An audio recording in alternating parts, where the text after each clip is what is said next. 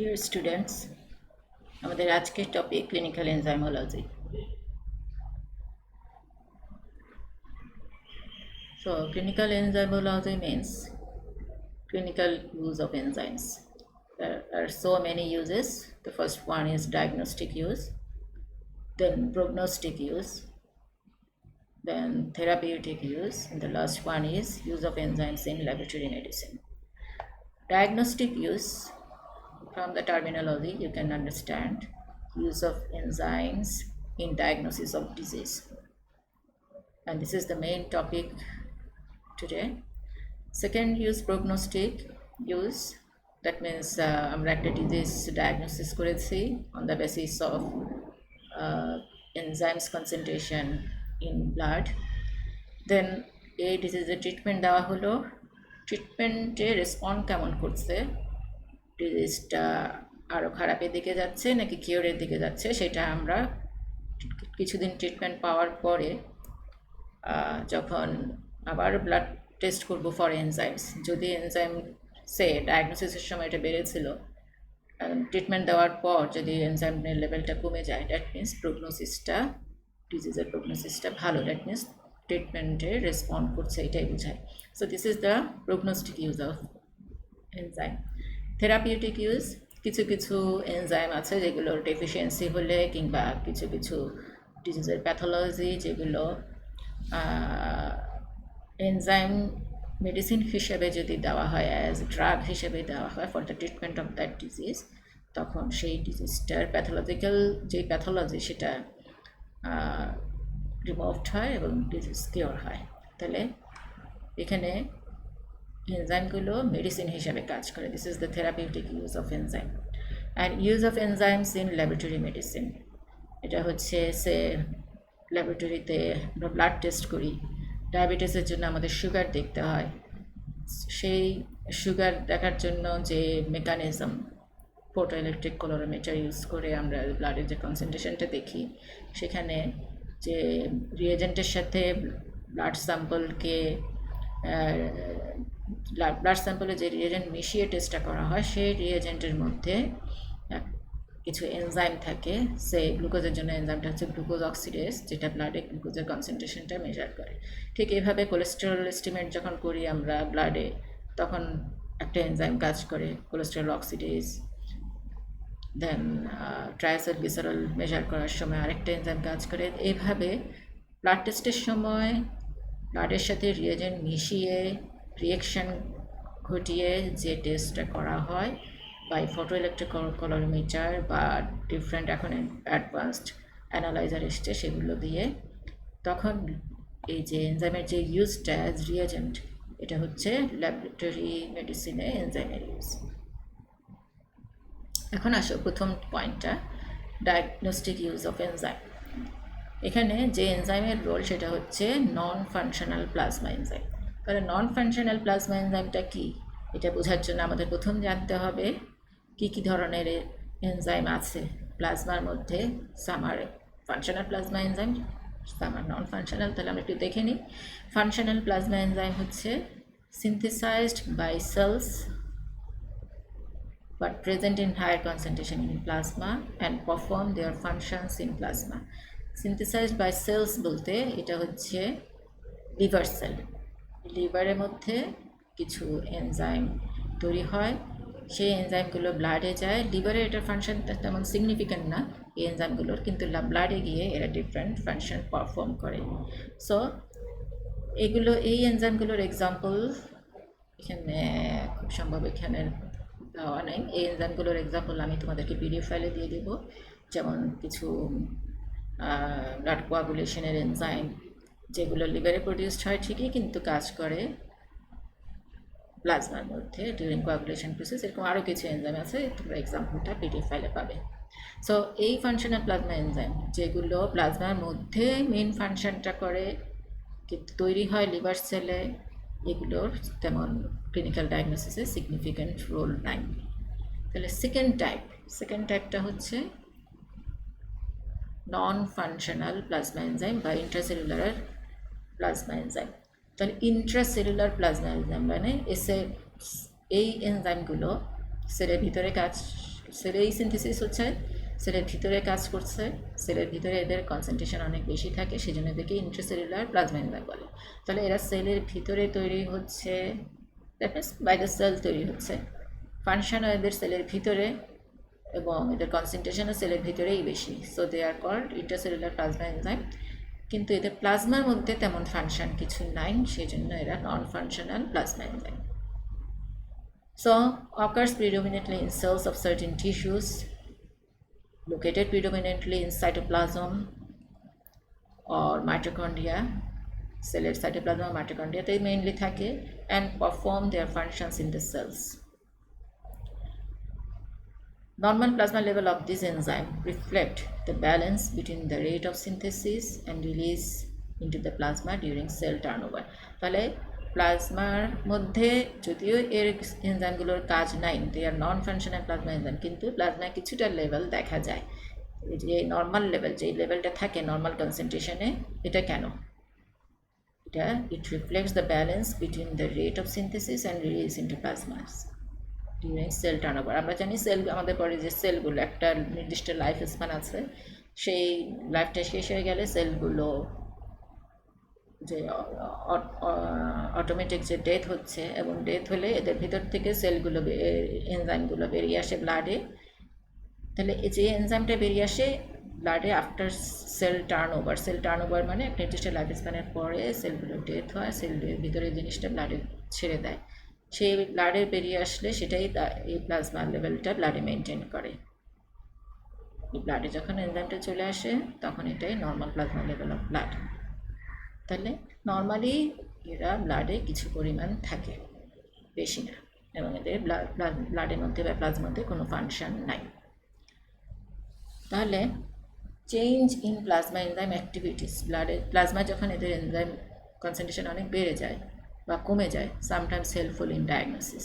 তাহলে একটা normal concentration থাকে, এটা বেড়ে গেলে ব্লাডে বা কমে গেলে তখন বুঝতে হবে যে কোনো একটা সমস্যা হয়েছে। তাহলে change in plasma enzyme activities sometimes helpful in diagnosis, monitoring treatment, that means prognosis of the disease, monitoring treatment মানে prognosis of the disease. So following information can be gained from plasma enzyme assay. আমরা এই যে plasma enzyme এসে, প্লাজমাতে যে enzyme আছে সেটার concentration থেকে কী information পেতে পারি। তাহলে যেই প্লাজমা এনজাইমগুলোর কনসেন্ট্রেশন দেখি আমরা ব্লাডের মধ্যে, সেই এনজাইমগুলো হচ্ছে সেকেন্ড টাইপটা, that means non functional plasma enzyme, যেটা ব্লাডের মধ্যে নর্মাল কনসেন্ট্রেশনে থাকে সামান্য পরিমাণ, মেইনলি সেলের ভিতরে থাকে। এখন কী কী কারণে ব্লাডে এর কনসেন্ট্রেশনটা বাড়তে পারে? Number 1, tissue damage, that means cell, tissue মানে আমরা জানি compose of so many cells. এই সেল ড্যামেজ হলে সেলের ভিতর থেকে এনজাইমটা ব্লাডে বেরিয়ে আসবে এবং ব্লাডের কনসেন্ট্রেশন অনেক বেড়ে যাবে। তাহলে প্রথমটা সেল ড্যামেজ হচ্ছে, এটা যে নর্মাল লাইফ স্প্যান তার আগেই সেলগুলো ভেঙে যাচ্ছে এবং বেশি পরিমাণে থাকছে, causing release of enzyme into plasma. Second type, rate of cell proliferation. Cell number যদি অনেক বেড়ে যায়, সেল নাম্বার অনেক বেড়ে গেলে হিউজ নাম্বার অফ সেল থেকে huge number of huge amount of enzyme ব্লাডে আসবে, এবং এটা সেলের নর্মাল লাইফ স্প্যান হওয়ার পরও যেহেতু নাম্বার অফ সেল বেশি, amount of enzyme release in the প্লাজমাও বেশি। তাহলে এই যে কখন এটা হতে পারে, সেলের নাম্বার বেশি হতে পারে, তোমরা জানো টিউমারাস কন্ডিশন, যেটা ম্যালিগন্যান্ট কন্ডিশন হতে পারে, ক্যান্সার। ক্যান্সার হলে সেল নাম্বার অনেক বেড়ে যায়, এই সেল থেকে নর্মাল টার্ন ওভারের পর ব্লাডে এনজাইম বেরিয়ে আসে, এবং সেল নাম্বার যেহেতু বেশি, এই কনসেন্ট্রেশন অফ এনজাইম ইন প্লাজমাটাও বেশি। থার্ড হচ্ছে degree of induction of enzyme synthesis, that মানে এনজাইমটা সেলটাই সিনথেসিস করে, কোনো কারণে ইন্ডাকশান স্টিমুলেশনটা যদি বেশি থাকে তাহলে এই সিনথেসিসটাও বেশি হবে, তখন সেলের নর্মাল টার্ন ওভারে যে এনজাইমটা ব্লাডে বেরিয়ে আসবে, যেহেতু সেলে এনজাইমটার বেশি সিনথেসিস হচ্ছে, ব্লাডের লেভেলটাও নর্মালের চাইতে বেশি হবে। Then rate of enzyme clearance of circulation, enzyme যেটা নর্মালি হয়তো সেল থেকে আসছে নর্মাল কনসেন্ট্রেশনে, কিন্তু এটাই কিডনি দিয়ে বা লিভার দিয়ে বেরিয়ে যাওয়ার কথা। যদি কোনো কারণে এই অর্গানগুলোতে ইনসাফিসিয়েন্সি থাকে, অর্গান প্রপারলি ফাংশন না করে, তাহলে আমাদের বডি থেকে এদের এক্সক্রিশন কম হবে, তখন ব্লাডে এদের অ্যামাউন্ট বেড়ে যাবে। Then localization of the damage. Localization মানে একটা স্পেসিফিক এনজাইম স্পেসিফিক সেল থেকে আসে। এখন আমরা আগে থেকেই জানি কোন এনজাইম কোন সেল থেকে আসে, তাহলে সেই এনজাইমের কনসেন্ট্রেশন যদি ব্লাডে বেশি হয়, তাহলে বুঝতে হবে যে যেই সেল থেকে এই এনজাইমটা আসছে সেই সেল বা সেই অর্গানে ড্যামেজটা আছে, মানে ডিজিজটা আছে। সো প্লাজমা এনজাইম কনসেন্ট্রেশন দেখে আমরা এই ইনফরমেশনগুলো পাই। এখন প্লাজমা এনজাইম কনসেন্ট্রেশন বলছি, অ্যাকচুয়ালি প্লাজমাতে ডাইরেক্টলি এনজাইমের কনসেন্ট্রেশন দেখা হয় না, এনজাইমের অ্যাক্টিভিটিটা দেখা হয়। প্লাজমা এনজাইম এসে মানে এনজাইমের অ্যাক্টিভিটিটা দেখা হয়। অ্যাক্টিভিটি যদি বেশি হয় তাহলে বুঝতে হবে যে এনজাইমটাও ব্লাডে বেশি। নাও প্রথম পয়েন্টটাতে আসো, tissue damage. So tissue damage leading to high plasma enzyme is due to escape of intracellular enzyme into plasma. Intracellular enzyme সেলের ভিতরে যেটা ছিল ব্লাডে বেরিয়ে আসে। Example of high plasma concentration of ALT. ALT হচ্ছে একটা লিভারের এনজাইম, অ্যালানিন ট্রান্সামাইনেস। এটা কখন হয়? হেপাটাইটিসে। লিভার সেল ইনফ্লামেশন যদি হয়, হেপাটাইটিস বিভিন্ন কারণে হতে পারে, আমরা অনেকটুকুই জানি, যেমন hepatitis A, hepatitis B, hepatitis C, hepatitis E, যে গত বছর বা তার আগের বছর যেমন আমাদের চিটাগাংয়ের কিছু কিছু এরিয়াতে হেপাটাইটিস জন্ডিস অনেক বেড়ে গিয়েছিল। That jaundice was due to hepatitis E infection. তাহলে এইসব ক্ষেত্রে যে কোনো কারণে হেপাটাইটিস যদি হয়, ভাইরাস দিয়ে বা টক্সিক কোনো সাবস্টেন্স দিয়ে, তখন ব্লাডে এএলটি এই এনজাইমটার কনসেন্ট্রেশন বেড়ে যাবে। এলটি মানে অ্যালানিন ট্রান্সামাইনেস। এএসটি এটা হচ্ছে অ্যাসপার্টেট ট্রান্সামাইনেস। এটাও ডিউ টু মায়োকার্ডিয়াল ইনফাকশন। এটা আসে হার্ট থেকে। মায়োকার্ডিয়াল ইনফাকশন মানে আমরা জানি মায়োকার্ডিয়াম হচ্ছে হার্ট মাসেল, এর ইনফাকশন, এটা সার্কুলেশন যদি কমে যায় হার্ট মাসেলের ভিতরে, হার্ট অ্যাটাক যেটাকে আমরা বলি লিটারালি, তাহলে তখন হয় কি এই মাসেল ড্যামেজ হয় এবং মাসেল থেকে এএসটি অ্যাসপার্টেট ট্রান্সামাইনেসটা ব্লাডে বেরিয়ে আসে। সিপিকে এটা হার্টের আরেকটা এনজাইম, ক্রিয়েটিন ফসফোকাইনেস। এটা ও মায়োকার্ডিয়াল ইনফাকশন হলে ব্লাডে কনসেন্ট্রেশন বেশি হয়। তাহলে দেখা যাচ্ছে যে এগুলো সবই এক্সাম্পল অফ টিস্যু ড্যামেজ, যেখানে ইন্ট্রাসেলুলার এনজাইমগুলো ব্লাডে বেরিয়ে আসে এবং পার্টিকুলার এনজাইম পার্টিকুলার সেল থেকে আসে।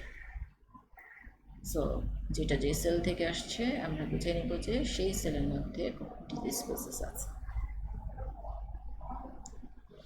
Second, increase rate of cell proliferation, second পয়েন্টটা। তাহলে এটা হচ্ছে একটু আগে বলেছি আপার্স ইন ক্যান্সার। এক্সাম্পল হচ্ছে acid phosphatase in plasma is increased in carcinoma prostate. এটা মেইনলি প্রোস্টেট থেকে আসে, আর অনেকগুলো অর্গান থেকে আসে, বাট অনেক বেশি আসে প্রোস্টেট থেকে। তাহলে অ্যাসিড ফসফেটেস যদি ব্লাডে বেড়ে যায় তাহলে বুঝতে হবে যে প্রোস্টেটে কোনো ক্যান্সার আছে। ক্যান্সার মানে প্রোস্টেটের সেল অনেক বেড়ে গেছে, সেই সেল থেকে বেশি অ্যামাউন্ট, নাম্বার অফ সেল থেকে বেশি অ্যামাউন্ট অফ এনজাইম ব্লাডে বেরিয়ে আসছে।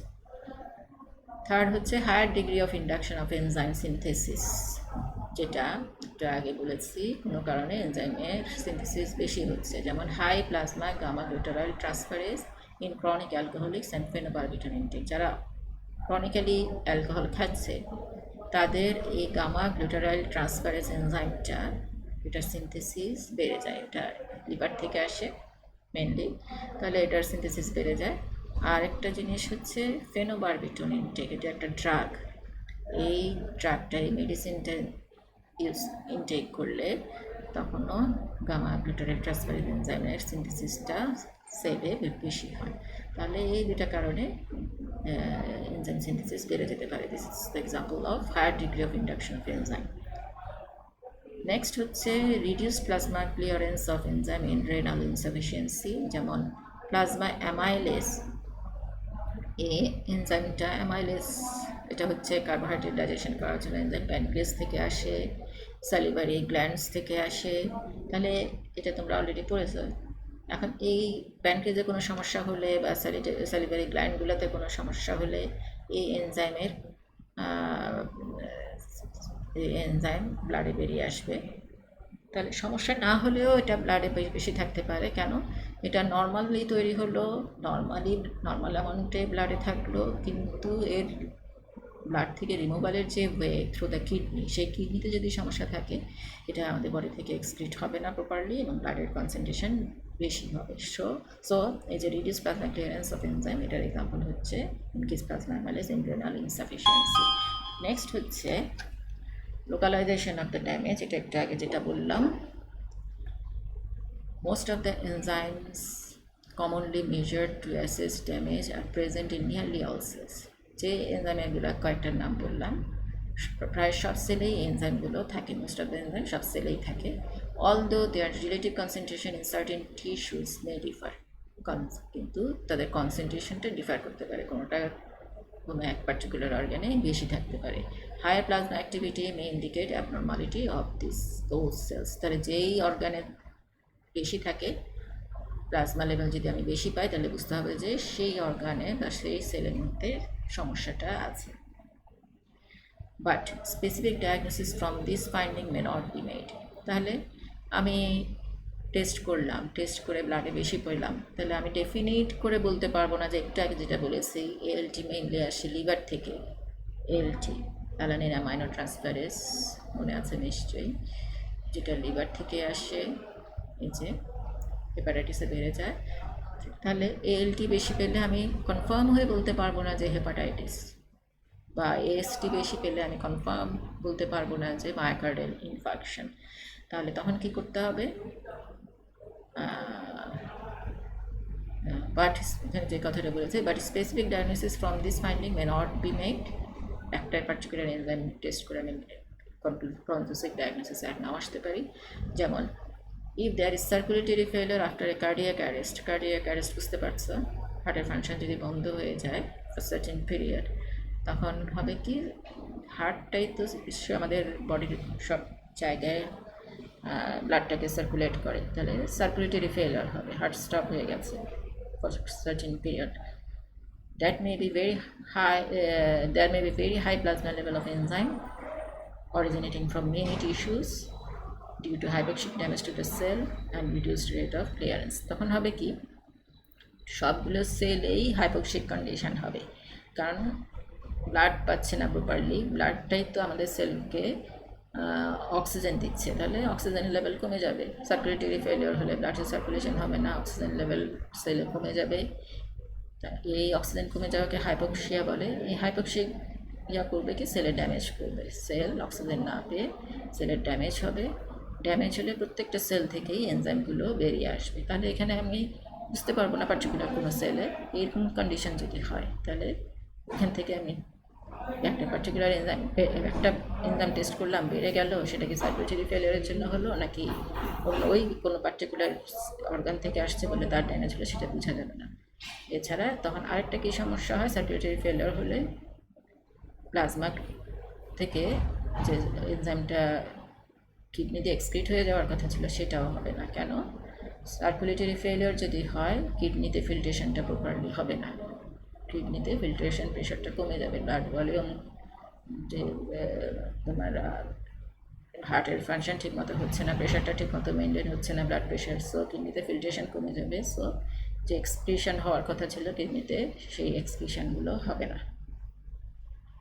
তাহলে এইটা ওভারকাম করবো কী করে? যে সার্কুলেটরি ফেলিয়ার হলো, কার্ডিয়াক অ্যারেস্ট হয়ে যে প্রবলেম হচ্ছে, যার জন্য এনজাইম সবগুলো এনজাইমই বেড়ে গেছে, কিন্তু আমি সবগুলো এনজাইম তো টেস্ট করি নাই, করেছি মাত্র একটা। তাহলে এটা কি সেই এই কজে বাড়লো নাকি সার্কুলেটরি ফেলিয়ারের জন্য বাড়লো? কীভাবে বুঝবো? সার্কুলেটরি ফেলিয়ারের জন্য না পার্টিকুলার অর্গান ড্যামেজের জন্য? তাহলে কীভাবে বুঝবো? Estimation of more than one enzyme is important. LT, ST দুটাই আমি টেস্ট করতে পারি তখন, বা আরও সিরিয়াল অফ এনজাইম টেস্ট করতে পারি, আইসো এনজাইম টেস্ট করতে পারি। আইসো এনজাইম তোমরা পড়েছো, আইসো এনজাইম মানে একটা এনজাইমের ডিফারেন্ট ফর্ম, যেমন ক্রিয়েটিন কাইনেজ বা ক্রিয়েটিন ফসফোকাইনেজও বলে এটাকে। এর তিনটা ফর্ম আছে, তিনটা অর্গান থেকে আসে, CK1, CK2, CK3। যেমন হার্টের থেকে যেটা আসে বলেছে সেটা হচ্ছে CK2, CK1 যেটা ব্রেন থেকে আসে, CK3 হচ্ছে স্কেলেটাল মাসেল থেকে আসে। তাহলে এটা একটা আইসো এনজাইম। আবার এলডিএইচ মানে ল্যাকটেট ডিহাইড্রোজেনেস, এটারও অনেকগুলো ফর্ম আছে, 1 2 3 4 5, এক একটা অর্গান থেকে আসে। তাহলে আমি সেই আইসো এনজাইমটাও ডিটারমাইন করব।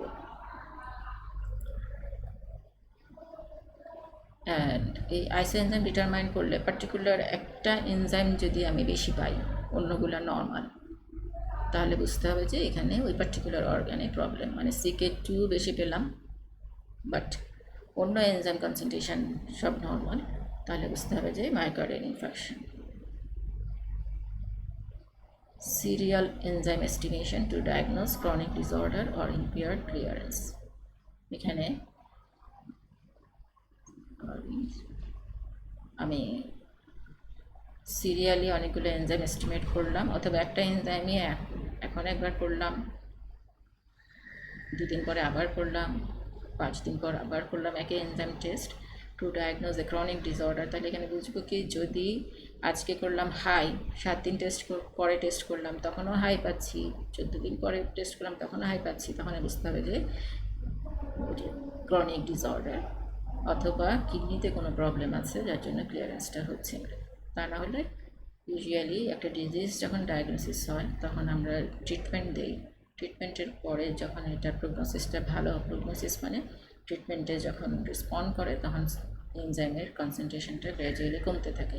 তাহলে সিরিয়ালি এনজাইমটা টেস্ট করার পরে যদি এনজাইম কনসেন্ট্রেশন কমে তখন আমরা বুঝবো যে ট্রিটমেন্টে রেসপন্ড করছে, আর যদি না কমে তাহলে বুঝতে হবে যে এটা একটা ক্রনিক ডিসঅর্ডার অথবা ক্লিয়ারেন্সে কোনো সমস্যা হচ্ছে। তাহলে এই হচ্ছে ওভারকাম করার জন্য আমরা একসাথে কয়েকটা এনজাইমে টেস্ট করতে পারি, আইসো এনজাইম টেস্ট করতে পারি, অথবা সিরিয়ালি এনজাইম এস্টিমেশন করতে পারি। নাও কিছু enzyme of clinical importance, some enzymes of clinical importance, যেমন সিরাম এনজাইমসদের লেভেলগুলো বেশি বেড়ে গেছে, এখানে হচ্ছে ডিজিজ, ওইটাতে আমি পরে আসি, আগে আলাদাভাবে কিছু এনজাইম দেখাই। Cardiac enzymes, what are these? These cardiac enzymes are important for diagnosis of myocardial infarction. Diagnosis of myocardial infarction. Myocardial infarction কি একটু আগে বলেছি। এখানে কী ধরনের চেঞ্জ হয় এনজাইমগুলোর, এখানে 3টা এনজাইম টেস্ট করা হয় ইউজুয়ালি। সিকে বলেছি, সিকে টোটাল, আর সিকে যেটা মায়োকার্ডিয়াম মানে হার্ট মাসেলের জন্য স্পেসিফিক, একটু আগে বলেছি, এটা 3টা ফর্ম থাকে, এখানে 3টা ফর্মই টেস্ট করা হয়েছে, সেজন্য এটাকে বলা হয়েছে টোটাল। আর শুধু স্পেসিফিক CK2 করলে বুঝতে হবে এটা মায়োকার্ডিয়ামের জন্য। দেন AST LDH, তাহলে সিকে টোটাল যদি করি সাথে আমি AST LDH করি একটা ডেফিনিট পিরিয়ড পর, তাহলে বুঝতে হবে যে এখান থেকেই এইগুলোর ইনফরমেশন থেকেই আমরা বুঝতে পারবো হার্টের কোনো সমস্যা আছে কি না বা প্রগনোসিসটা কেমন। তাহলে প্রথম হচ্ছে enzyme, then starts to rise in hours, মানে হার্টে পেন হলো, চেস্ট পেন হলো, চেস্ট পেন হওয়ার পরে কতক্ষণ পরে আমি সিকে বা এসটি বা LDH ব্লাডের লেভেলটা হাই পাবো, বা কখন আমাকে টেস্ট করতে হবে। 4 to 6 আওয়ার্স পর সিকে, এসটি চেস্ট পেনের 6 থেকে 8 ঘন্টা পরে টেস্ট করলে আমি এসটি হাই পাবো, আর LDHটা চেস্ট পেনের 12 থেকে 24 আওয়ার্স পর টেস্ট করলে হাই পাবো। Time of peak level, peak এখানে একটু গ্যাপ হবে, পিক লেভেল এখানে একটু স্পেলিং ভুল আছে, সরি, পিক এলিভেশন এখানে একটা গ্যাপ হবে, পিক এলিভেশন কত ঘন্টা এটা একেবারে পিকে যায়, যেমন 4 থেকে 6 ঘন্টা পর সিকে, চেস্ট পেইনের 4 থেকে 6 ঘন্টা পর সিকেটা ব্লাডে বাড়তে শুরু করে, 24 থেকে 48 ঘন্টায় এটা একেবারে পিক কনসেন্ট্রেশনে যায়, আর ব্লাডে এটার কনসেন্ট্রেশন হাই থাকে কতদিন, 3 থেকে 5 দিন। ঠিক একইভাবে AST LDH, these are the figures। তাহলে এটা একটা গ্রাফিক্যাল প্রেজেন্টেশন আছে, টেবিলটার সাথে মিলিয়ে নিতে পারো, তবে এই জিনিসটা তোমাদের খুব একটা প্রয়োজন নেই। তোমাদের যেটা জানতে হবে কার্ডিয়াক এনজাইমগুলো কী, সিকে, এসটি, LDH, এখন কোনটা কখন ব্লাডে বাড়বে, বাড়া শুরু হবে, এই জিনিসগুলো একটু দেখে নিতে পারো। তাহলে এই হচ্ছে কার্ডিয়াক এনজাইম। মেন ইম্পর্টেন্ট যেটা নামগুলো মনে রাখতে হবে, what are the cardiac enzymes, CK, ST, LDH. CK হচ্ছে একটা আইসো এনজাইম, সিকে 2 এখানে বাড়ে, আর এলডিএইচ হচ্ছে আরেকটা আইসো এনজাইম, এখানে সিকে 1 বাড়ে। খেয়াল রাখতে হবে সিকে 1 বাড়বে, সরি এলডিএইচ 1 বাড়বে, এখানে এলডিএইচ 1 আর এখানে সিকে 2, যারা মায়োকার্ডিয়াম স্পেসিফিক। এসটি যেটা, এসটিটাও একটা আইসো এনজাইম।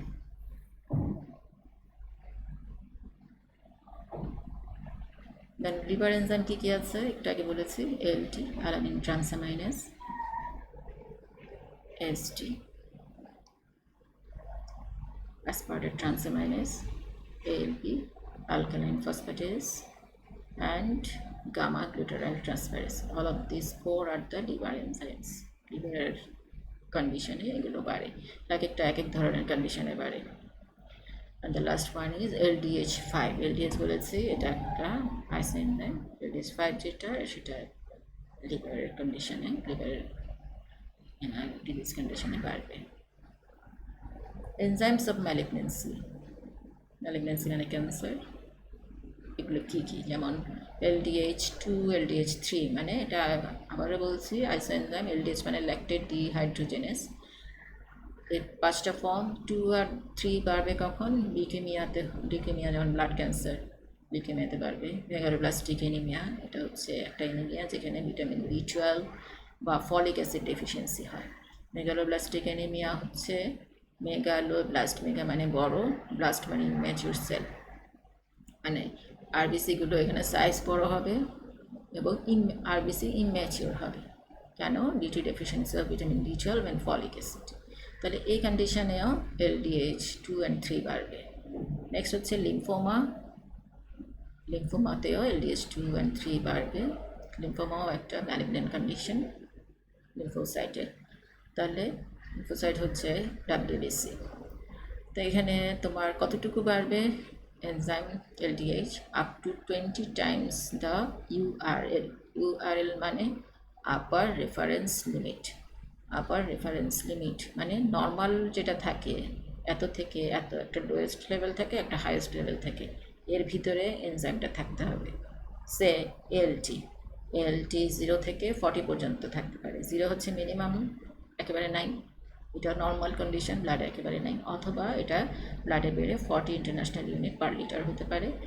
তাহলে এর 40 যেটা, এটা হচ্ছে আপার রেফারেন্স লিমিট, এই কথাটা মনে রাখতে হবে। ঠিক একইভাবে LDH-এর বেলায়ও একটা আপার রেফারেন্স লিমিট আছে, যেটা আমার এই মুহূর্তে মনে নেই, তোমাদের মনে রাখারও দরকার নেই, যার জন্য এটা নিয়ে হওয়ার দরকার নেই।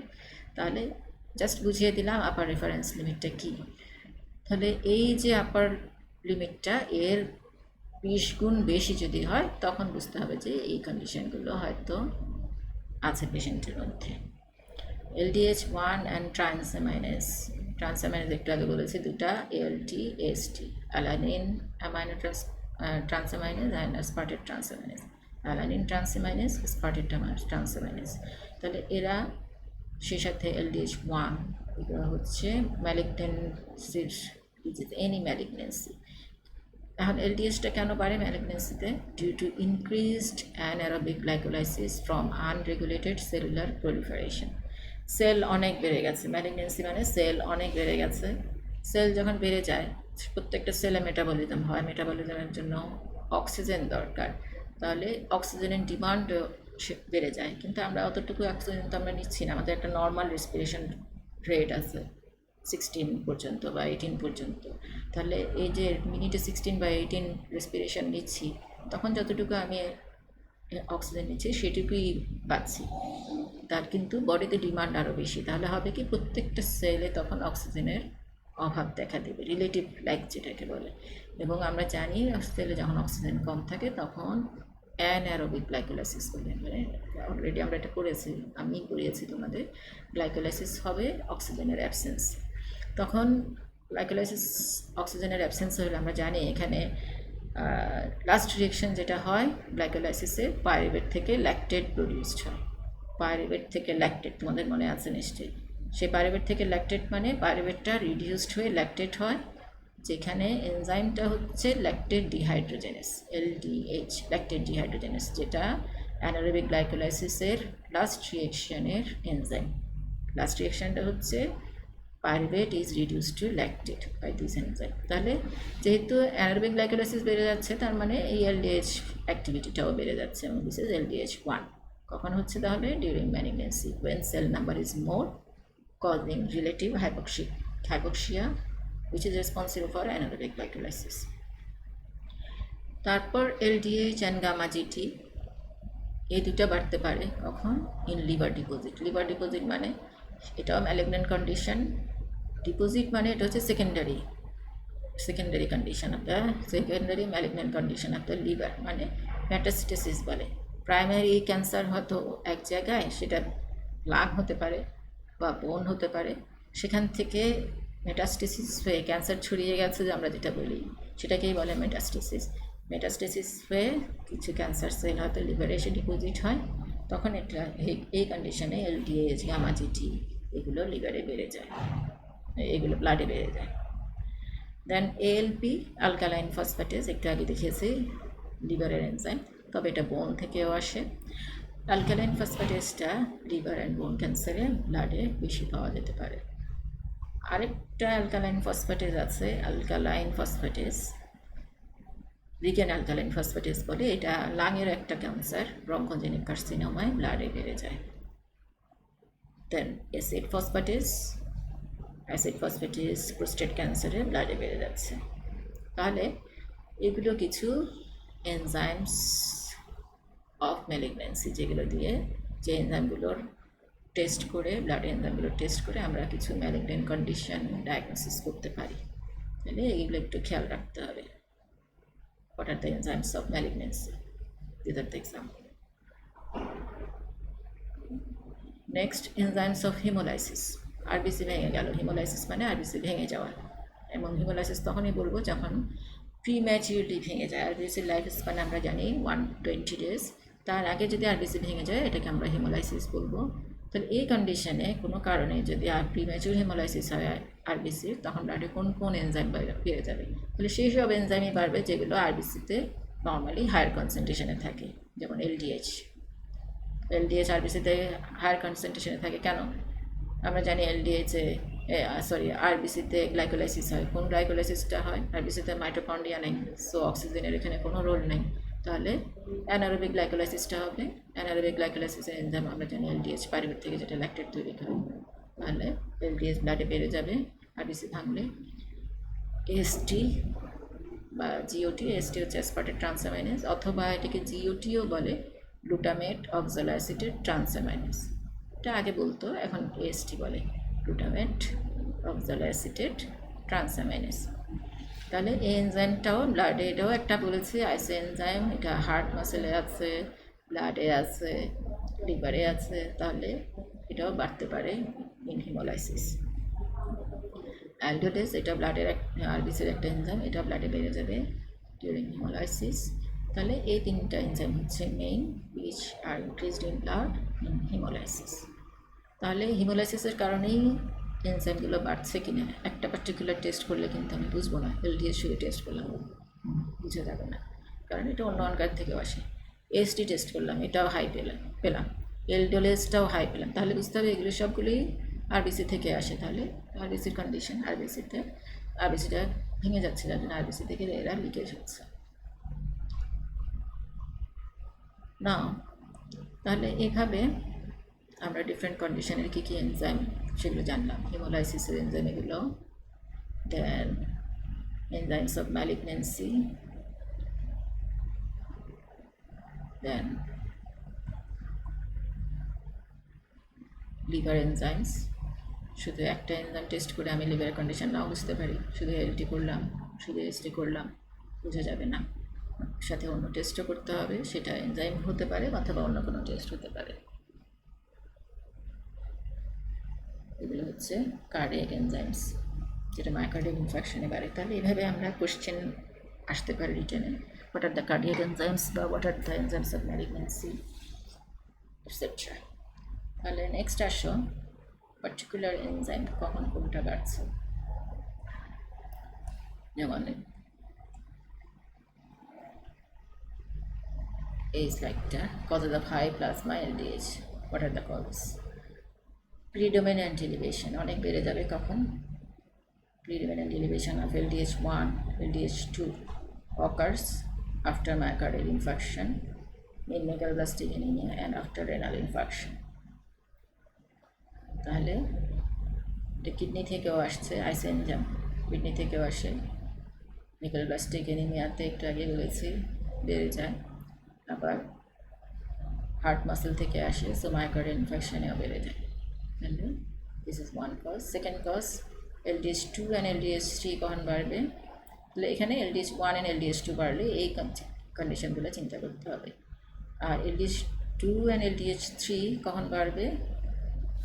In acute leukemia. লিউকেমিয়া হলে, লিউকেমিয়া যা blood cancer, WBC leukocyte count অনেক বেড়ে যায়, তাহলে LDH2-3 বাড়বে এই কন্ডিশনে। LDH3 বাড়বে, the main enzymes as enzyme elevated as a result of malignancy of many tissue. LDH3 বাড়তে পারে।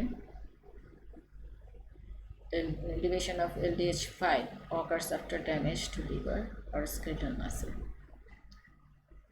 লিভার অথবা স্কেলেটাল মাসেল ড্যামেজে এই এনজাইম বাড়ে। তাহলে এই যে দুটা অর্গানের কথা বলা হচ্ছে, কারণ এগুলো দুইটা অর্গান থেকে আসে, তাহলে এগুলো খেয়াল রাখতে হবে।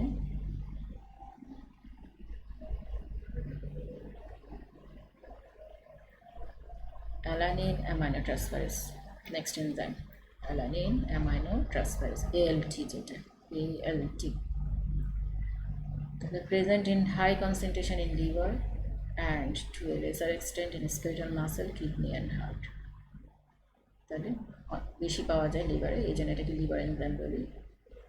তাহলে কোনো কারণে ALT যদি হাই পাই, প্রথমেই আমাকে চিন্তা করতে হবে এটা লিভারের কোনো কন্ডিশন কিনা, অথবা আমরা অনেক সময় বলি লিভারের স্পেসিফিক টেস্ট কী, তখন সেটা অ্যান্সার হবে estimation of blood ALT, ব্লাডে ALT activity দেখতে হবে।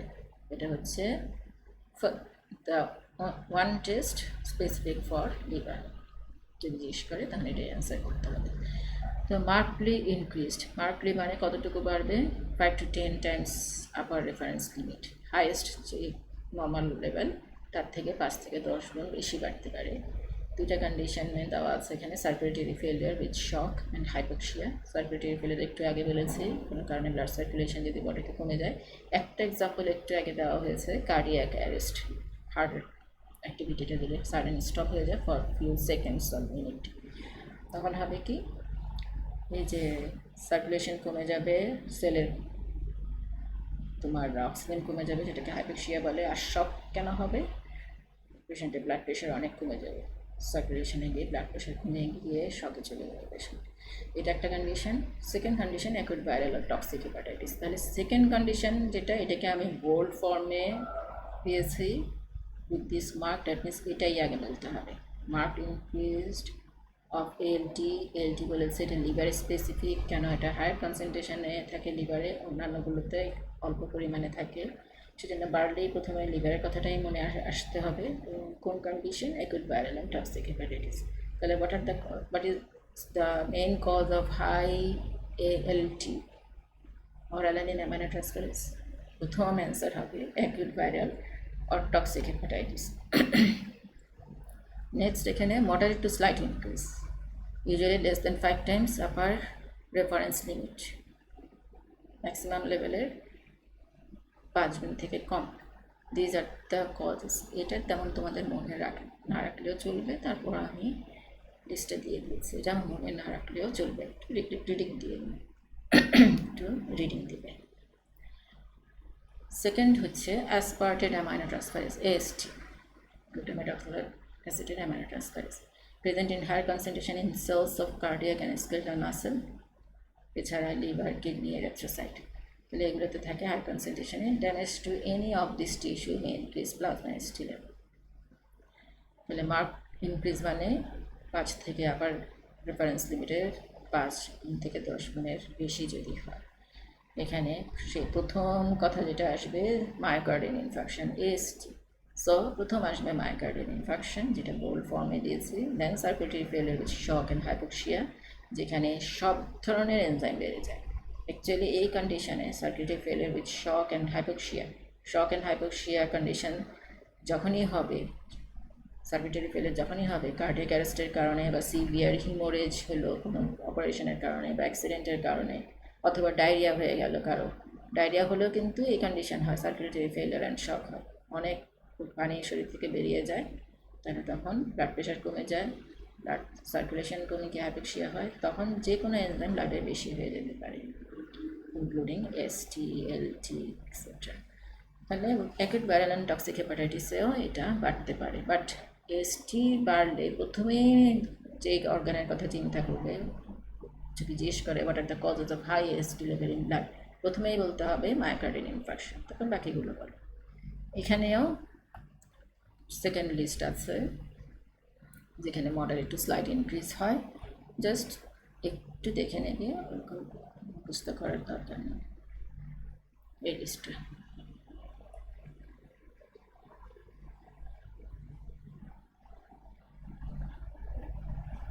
দেন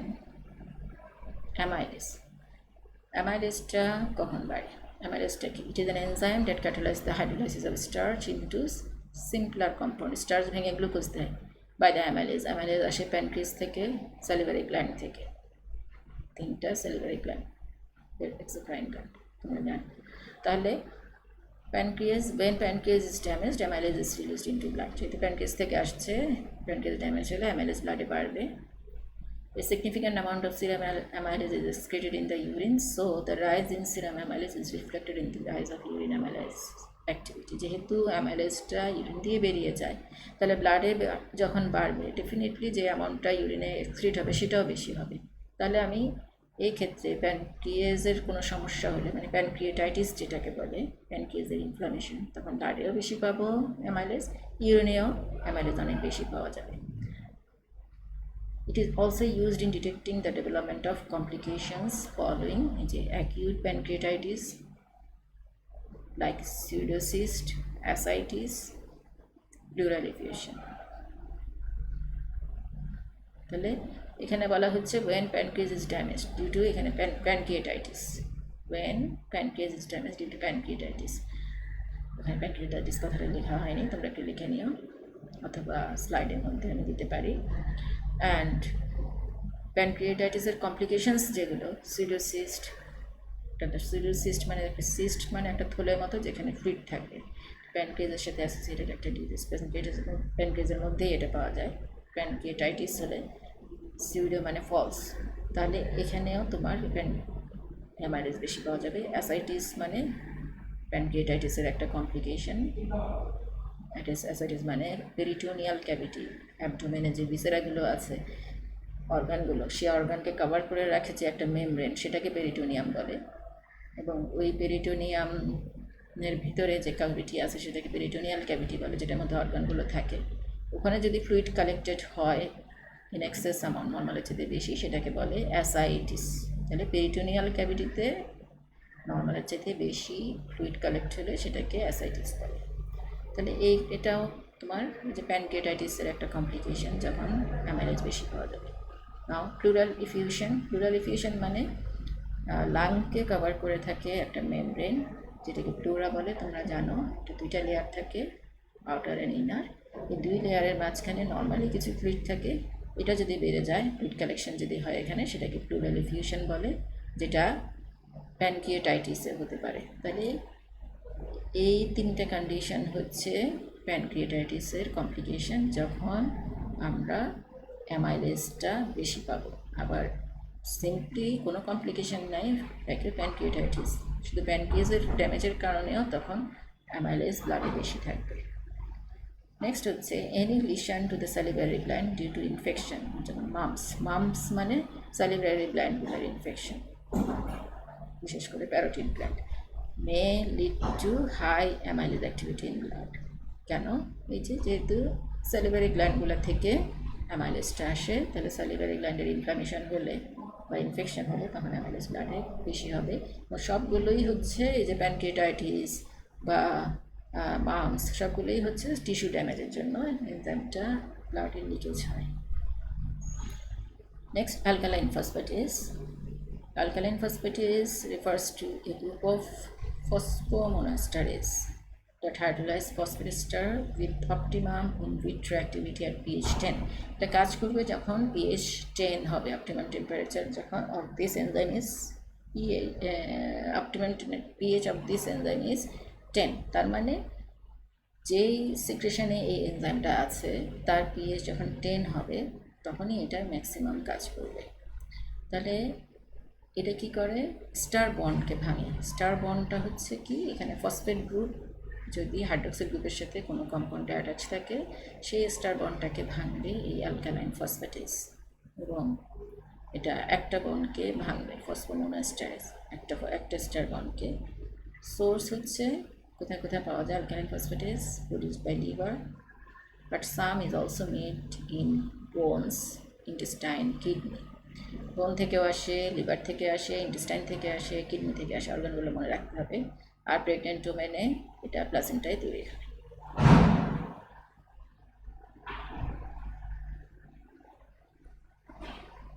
তাহলে very high value of alkaline phosphatase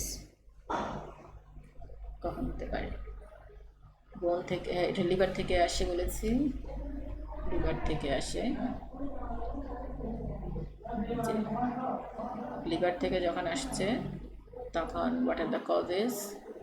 blockage of the bile duct. কারণ বাইল ডাক্ট যেটা, বাইল ডাক্টের যে লাইনিং, বাইল ডাক্ট ক্যানালিকুলি, ক্যানালিকুলি মানে বাইল ডাক্টের যে চ্যানেল, চ্যানেলের যে লাইনিং, চ্যানেলটাকে যে কাভার করে লাইনিংটা থাকে না, সেখান থেকে এই এনজাইমটা সিক্রেট হয়।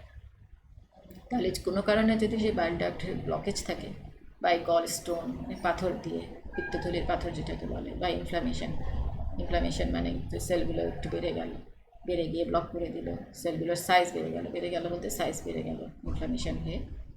অর ক্যান্সার হয়ে, যেমন প্যানক্রিয়াসের হেডের এনলার্জমেন্ট যদি হয় ক্যান্সারে, এখানে বলে যে cancer of the head of the pancreas, তখনও বাইল ডাক্টের মধ্যে প্রেশার পড়ে। তাহলে এই যে কোনো কারণে যদি বাইল ডাক্টে প্রেশার পড়ে বা অবস্ট্রাকশন হয় এই কারণগুলোতে, তখন অ্যালকালাইন ফসফেটেস যেহেতু বাইল ডাক্ট ক্যানালিকুলির লাইনিং থেকে আসে, এই অ্যালকালাইন ফসফেটেস বেড়ে যাবে। এছাড়া এটা আসে বলেছে বোনস থেকে। তাহলে ক্রিকেট হচ্ছে একটা বোন ডিজিজ। ভিটামিন ডি ডেফিসিয়েন্সি যদি হয় বাচ্চাদের তখন রিকেট হয়, weakening of the bone due to deficiency vitamin D, calcium deficiency and phosphate deficiency. তাহলে তখন অ্যালকালাইন ফসফেটেস বেড়ে যায়। দেন অস্টিওমেলেশিয়া মানে self softening of the bone due to vitamin D deficiency. Vitamin D deficiency হয়ে বোনটা soft হয়ে যাবে অ্যাডাল্টে। অস্টিওমেলেশিয়া হয় অ্যাডাল্টে, রিকেট হয় চিলড্রেনে। তাহলে এই যে কথাগুলো বলছি এগুলো খেয়াল রাখতে হবে। সো তখনও অ্যালকালাইন ফসফেটেস ব্লাডে বেড়ে যায়। প্যাজেস ডিজিজ, এটা একটা disorder causing major problem with bone destruction and regrowth. এখানে একদিকে বোন ডিস্ট্রাকশন হয়, আরেকদিকে বোনের গ্রোথ হয়। তাহলে এই যে বোন গ্রোথ হচ্ছে, বোন থেকে যখন অ্যালকালাইন ফসফেটেস আসে তখন এটা আসে বোনের অস্টিওব্লাস্ট সেল থেকে। অস্টিওব্লাস্ট মানে এটা বোন সেল বের করে। তাহলে এই যে বোন গ্রোথ হচ্ছে, রিগ্রোথ হচ্ছে, তার মানে অস্টিওব্লাস্টিক অ্যাক্টিভিটিটা বেড়ে যায় প্যাজেস ডিজিজে। এই জন্য অ্যালকালাইন ফসফেটেস প্যাজেস ডিজিজে অনেক বেড়ে যায়। তাহলে বুঝতে হবে অ্যালকালাইন ফসফেটেস বোনের অস্টিওব্লাস্ট থেকে আসে, লিভারের বাইল ডাক্ট ক্যানালিকুলির যে লাইনিং সেই সেল থেকে আসে। নেক্সট, আর কখন কখন অ্যালকালাইন ফসফেটেস বাড়তে পারে? হেপাটাইটিস যদি হয়, ইনফ্লামেশন আর infection of the liver, cirrhosis of the liver, অথবা কোলিসিস্টেটিস মানে গলব্লাডারের ইনফ্লামেশন, এই কন্ডিশনগুলো। তাহলে প্রথম স্লাইডের যেগুলো বললাম এগুলো আগে বলতে হবে, কতটা হাই অ্যালকালাইন ফসফেটেস, দেন এগুলো বলতে হবে। এখানে আরও কিছু কজ আছে যেগুলো হচ্ছে নর্মালি কখন অ্যালকালাইন ফসফেটেস বেশি পাবো, কাদের নর্মালি অ্যাডাল্ট একটা লেভেল, আবার বাচ্চাদের এটা লেভেলটা অনেক হাই থাকে। কারণ বলেছি একটু খেয়াল করো, এই কথাগুলো ইম্পর্টেন্ট। বাচ্চাদের গ্রোয়িং এজে বোনের গ্রোথ হতে থাকে, গ্রোথ হয় কীভাবে, বোনগুলো বাড়তে থাকে। তাহলে এই যে বোনগুলো যে বাড়ে তার মানে বোনের অস্টিওব্লাস্ট সেল থেকে অ্যালকালাইন ফসফেটেস আসে। সো বোন গ্রোথ মানে অস্টিওব্লাস্টিক অ্যাক্টিভিটি অফ দ্য বোন বেড়ে যায়, এবং এই অস্টিওব্লাস্ট থেকে অ্যালকালাইন ফসফেটেস আসে বলে অ্যালকালাইন ফসফেটেসটাও বেড়ে যায়। আর প্রেগনেন্সিতে বলেছি প্লাসেন্টা থেকে অ্যালকালাইন ফসফেটেস আসে, সেই জন্য প্রেগনেন্সিতে প্লাসেন্টা ফুললি ডেভেলপ করে কখন? In third trimester. প্লাসেন্টাটা বড় থাকে, তখন এই প্লাসেন্টা থেকে অ্যালকালাইন ফসফেটেজ আসে বলে প্রেগনেন্সির থার্ড ট্রাইমেস্টারে মানে লাস্ট 3 মাসে অ্যালকালাইন ফসফেটেজ মায়ের অনেক বেশি থাকে। নেক্সট হচ্ছে acid phosphatase. Acid phosphatase name of the family in which many enzymes are present. এখানে অ্যাসিড ফসফেটেজ একটা ফ্যামিলি, এখানে অনেকগুলো এনজাইম আছে, যে সবগুলো isoenzyme, non functional plasma enzyme. এরা একটা যেটা বলেছে আমরা সবগুলো যে এনজাইমগুলো আলাপ করছি সবগুলোই non functional plasma enzyme. An enzyme that act to liberate phosphate under acidic condition. Alkaline phosphatase বলা হয়েছে optimum pH for alkaline phosphatase activity is high pH 10 বলা হয়েছে, আর এখানে অ্যাসিড ফসফেটেজও ফসফেটটা রিলিজ করে but in low pH acidic condition, সেজন্য এর নাম হচ্ছে অ্যাসিড ফসফেটেজ। কোথায় তৈরি হয়? In the liver, স্প্লিন, bone marrow, kidney, RBC and prostate gland. এর মধ্যে প্রোস্টেট গ্ল্যান্ডটা হচ্ছে important. This enzyme is 100 times more produced in prostate gland than other organ. Prostate গ্ল্যান্ডের প্রোডাকশন 100 গুণ বেশি অন্যগুলো থেকে। This is the normal level, তেমন জানার দরকার নেই। দেন এটার importance different form of acid phosphatase are found in different organ and their level are used to evaluate the success of certain disease. Now prostate cancer, acid phosphatase in prostate gland is prostatic specific acid phosphatase. যেহেতু এটা prostate থেকে আসে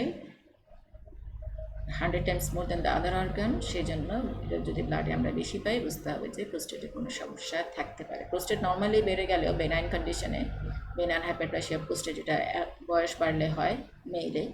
mail, এই যে প্রোস্টেটটা হচ্ছে একটা mail reproductive সিস্টেমের gland, তাহলে বয়স বেশি হলে অনেকের প্রোস্টেট নিতে পারে, তখন কিছুটা আমরা অ্যাসিড ফসফেটেজ বেশি দেখতে পেতে পারি, কিন্তু ক্যান্সার যদি হয় এর কনসেন্ট্রেশন অনেক বেড়ে যায়।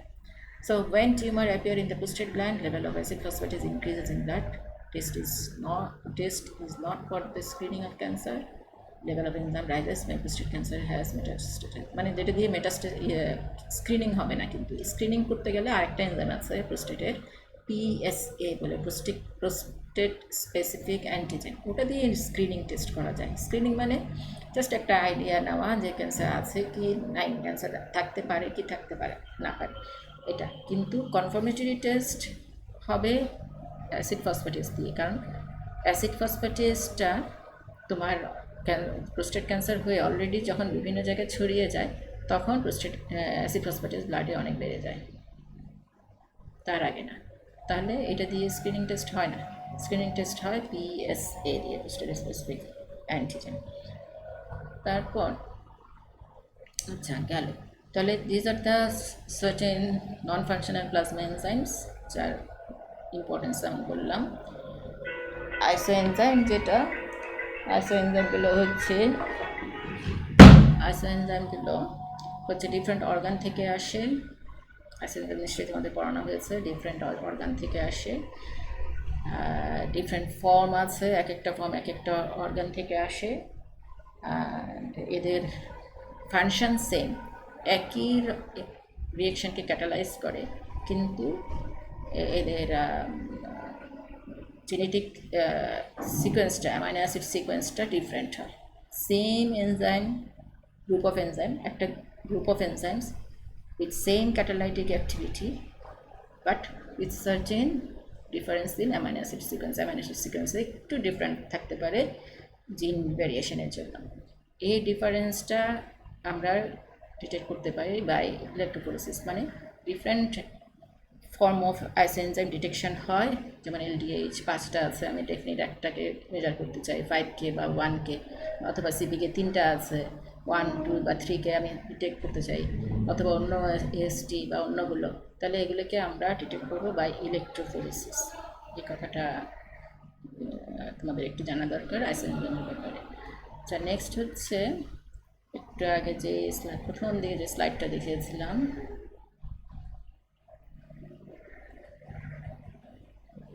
একটা চলো, এই যে এনজাইমস অফ ক্লিনিক্যাল ইম্পর্টেন্স, এখানে জাস্ট যদি আসে make a list of certain enzymes of clinical importance with the disease where they are increased. Name or give a list of certain enzymes with the disease where their level is increased. এরকম question যদি হয় তাহলে এই টেবিলটা use করবে। এখানে short ফর্মে দেওয়া আছে অ্যামাইলেজ কখন বাড়ে, জিপিটি মানে এলটি কখন বাড়ে, এলজিওটি কখন বাড়বে, alkaline phosphatase, acid phosphatase, lactate dehydrogenase, glutamic kinase, gamma GT. আবার প্রত্যেকটার আমি আলাদা আলাদা করেও বলেছি। এবার আসো এনজাইমে তাহলে ডায়াগনস্টিক ইউজ গেল। প্রগনোস্টিক ইউজ হচ্ছে যখন এই যে ডায়াগনোসিস করলাম এনজাইমের লেভেল ব্লাডে বেড়ে গেল, সেই লেভেল দিয়ে আমি ডায়াগনোসিস করলাম যে এই ডিজিজ ট্রিটমেন্ট দেওয়া হলো। ট্রিটমেন্ট দিলে যদি রেসপন্ড করে ডেফিনেটলি এনজাইমের লেভেল কমবে, অথবা যেসব ডিজিজে এনজাইমের লেভেল কমে যায় তাহলে ট্রিটমেন্ট দিলে এনজাইমের লেভেল বাড়বে। তাহলে এটা হলো কি না, ট্রিটমেন্টে রেসপন্ড করলো কি না সেটা যদি আমি এনজাইম টেস্ট করেই ডায়াগনোসিস করতে চাই, এটা হচ্ছে প্রগনোস্টিক ইউজ অফ এনজাইম। তারপর নেক্সট হচ্ছে থেরাপিউটিক ইউজ। থেরাপিউটিক ইউজ হচ্ছে যে এনজাইমকে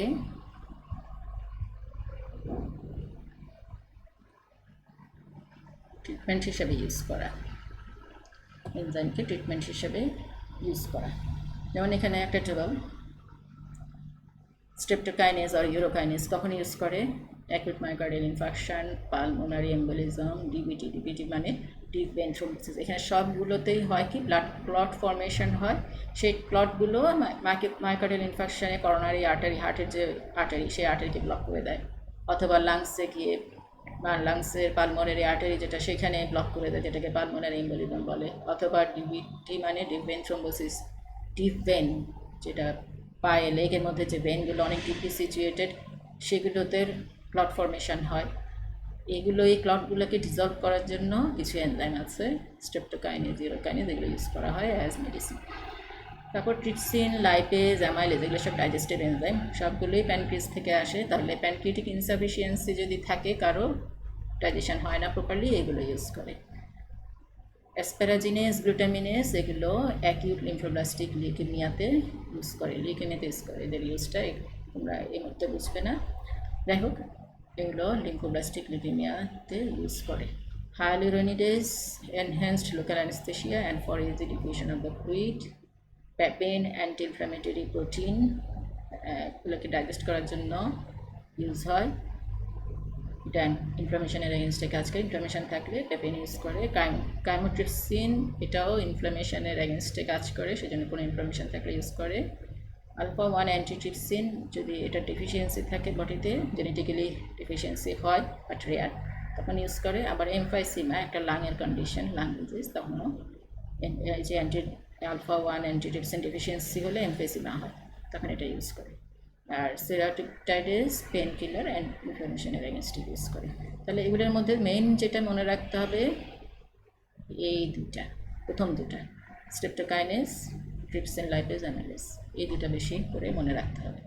এছাড়া এখানে একটা লিস্ট আছে অনেক বড়, থেরাপিউটিক অ্যাপ্লিকেশন অফ এনজাইমস, একটু চোখ বলে নিতে পারো, দেখে নিতে পারো, যেগুলো বলেছে ওগুলোও আছে এখানে, আগের স্লাইডে যেগুলো বলেছে। তাহলে এই হচ্ছে আমাদের ক্লিনিক্যাল এনজাইমোলজি।